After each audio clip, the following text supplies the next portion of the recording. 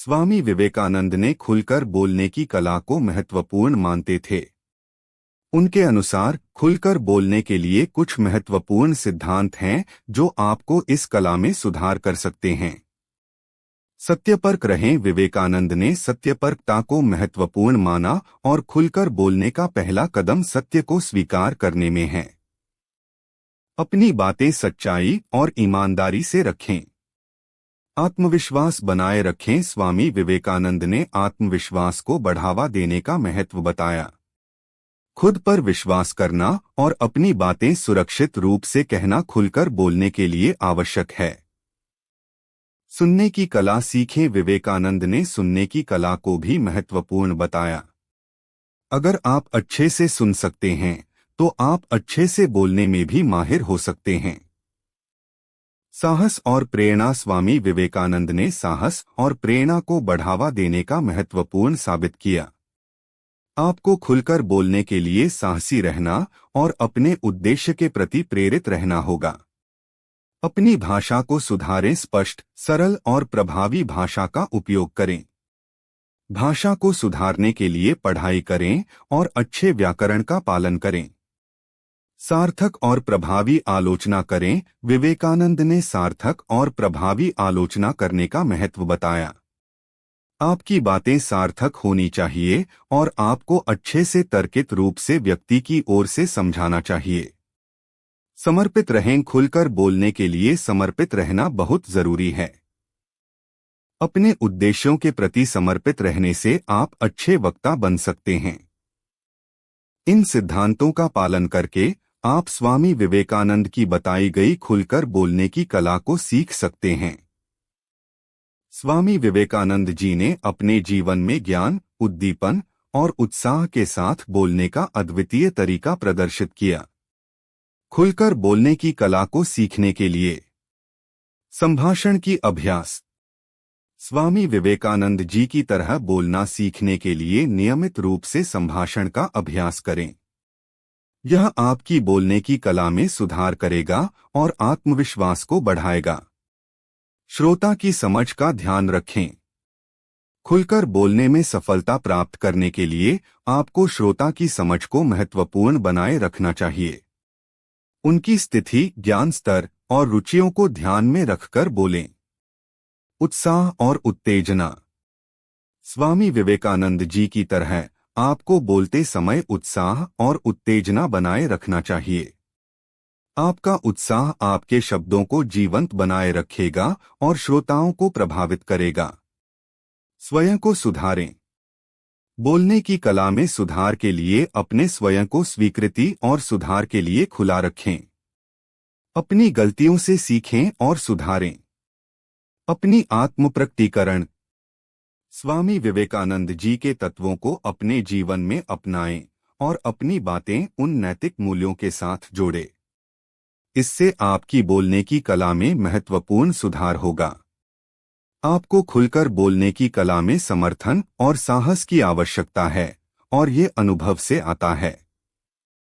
यदि आप नियमित रूप से अभ्यास करेंगे और अपनी कठिनाइयों का सामना करेंगे तो आप भी खुलकर बोलने की कला में माहिर हो सकते हैं। स्वामी विवेकानंद जी ने खुलकर बोलने की कला को महत्वपूर्ण माना और उन्होंने इसे अपने उपदेशों में समर्पित किया। खुलकर बोलना सीखने के लिए निम्नलिखित सिद्धांतों का पालन करें। स्पष्टता में सार्थकता। विवेकानंद जी की शिक्षा के अनुसार बोलने का मुख्य उद्देश्य सुनने वाले को सार्थक और स्पष्ट जानकारी प्रदान करना होना चाहिए। अपने विचारों को सही और साफ भाषा में प्रस्तुत करें। सुनने की क्षमता। बोलने से पहले सुनने की क्षमता विकसित करें। सुनकर ही सही समझ सकेंगे और अपने विचारों को बेहतर ढंग से प्रस्तुत कर सकेंगे। स्वयं में विश्वास। विवेकानंद जी ने आत्मनिर्भरता को महत्वपूर्ण माना था। खुद पर विश्वास रखें और अपने विचारों को आत्मसमर्पण से प्रस्तुत करें। ज्ञान का अध्ययन। अच्छे बोलने के लिए विभिन्न विषयों में ज्ञान बढ़ाएं। विशेषज्ञता प्राप्त करने के लिए नियमित रूप से अध्ययन करें। अपने भाषा का संप्रेषण। स्वामी विवेकानंद ने भाषा के प्रयोग की महत्वपूर्णता को बताया।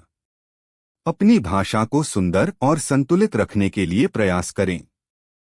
जनसंवाद और संबोधन आपके बोलने का असली मकसद आपसी संबंध बनाना होना चाहिए।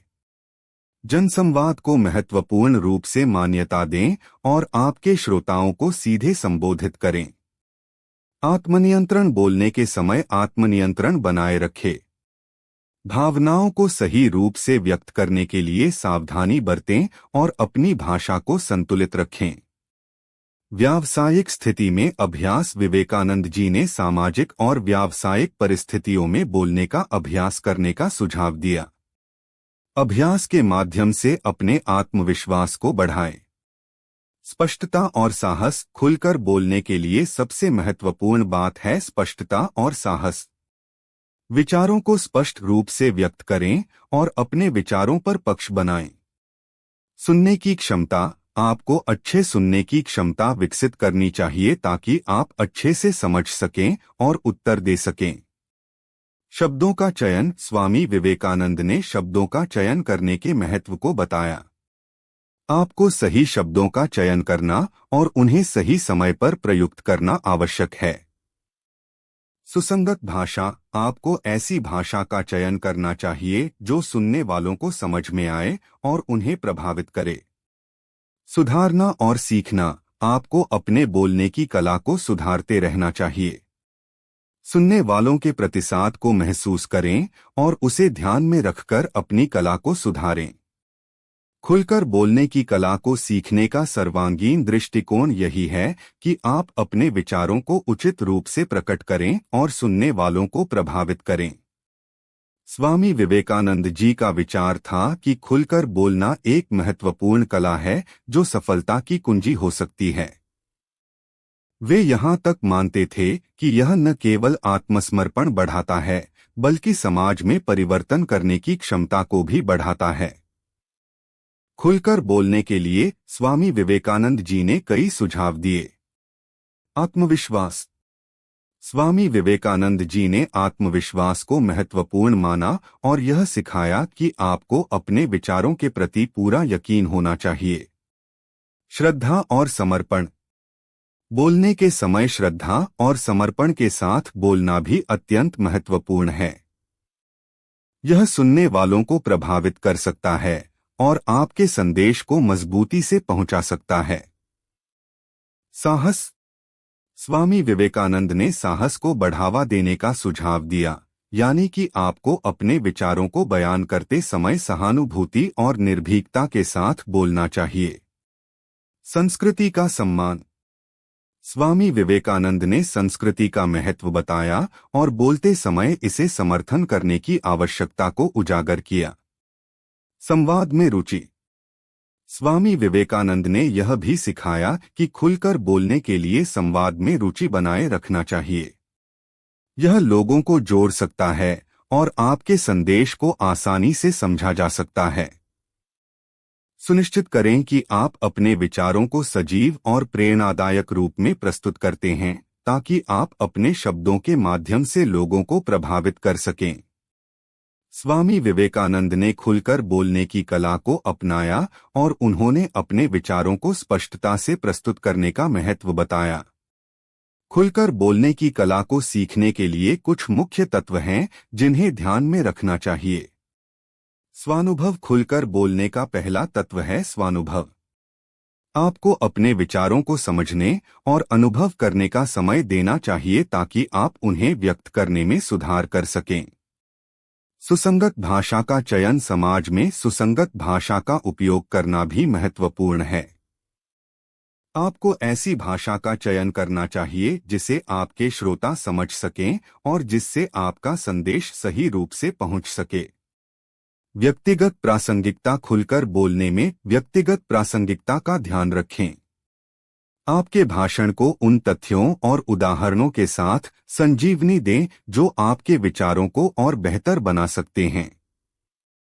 उदारता और सहानुभूति। आपका भाषण उदार और सहानुभूति से भरा होना चाहिए।